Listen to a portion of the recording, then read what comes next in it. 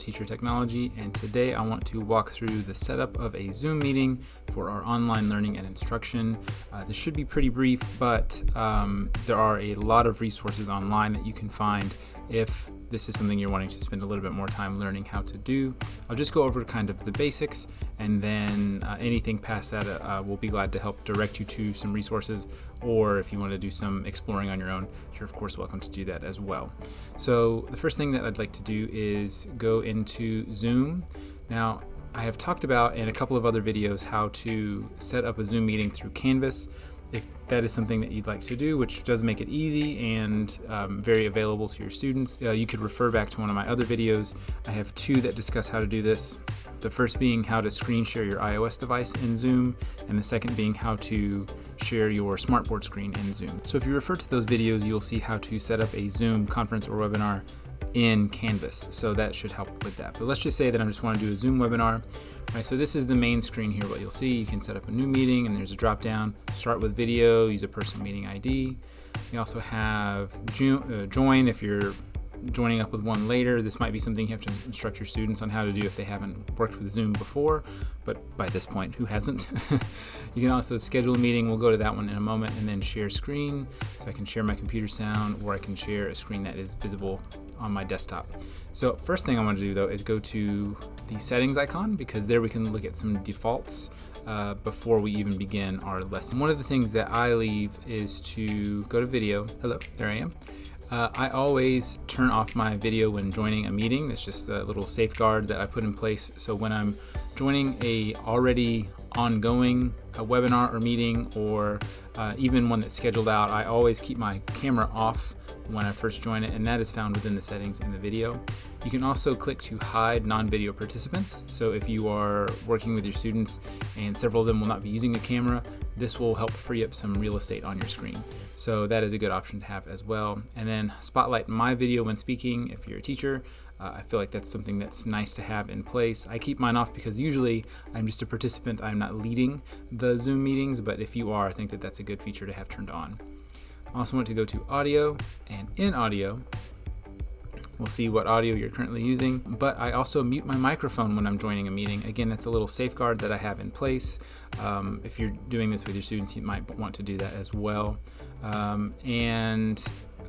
leave everything else pretty much intact.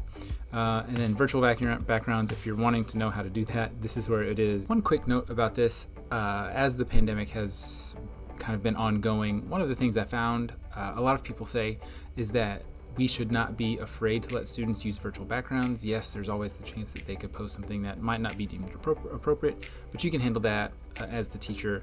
I have that decorum and that protocol set in place. But the reason that they say to do it is because allowing the students to use a virtual background can help hide income disparities between families and help with social and emotional learning. So if a student's hesitant to show their home environment, having a virtual background is a way to hide that from the rest of the class. It can prevent uncomfortable situations for the student with other students in the class.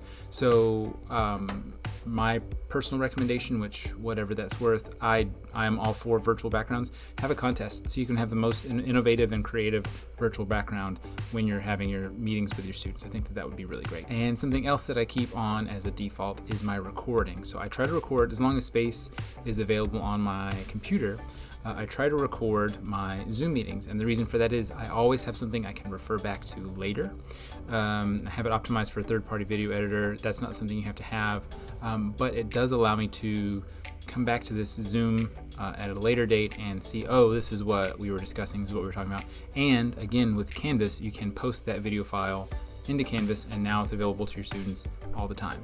So that is something that's really great to have as well. So those are the defaults that I kind of keep in check and make sure that they're working for me.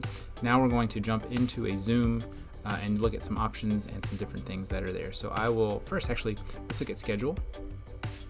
So one of the things that I would recommend you do is turn off participant video. So as your students are joining, just go ahead and have that video option off for them. The previous setting where it hides non-video using participants, that will be reverted back once they have a camera available. This is just to hide it. So if a student comes on late and could cause a disruption and everything like that. So I have my participant video off here. I also allow telephone and computer audio. Don't think your kids will be joining with telephone, but just have that available just in case.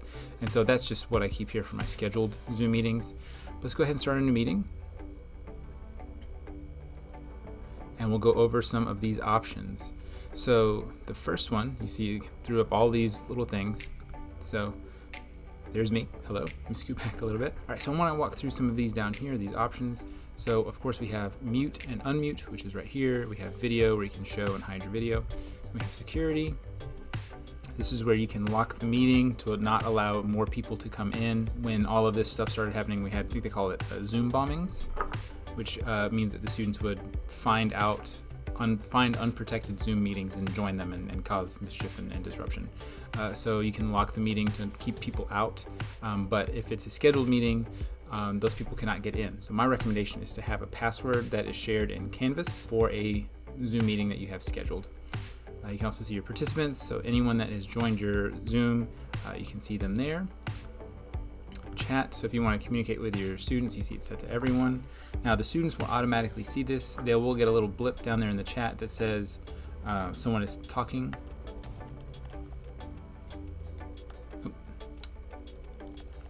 There we go, we'll pretend there. And you can also drop a little file in there. So if you want to send out a file to your students, you are able to do that in the Zoom group chat as well. So that's Zoom group chat.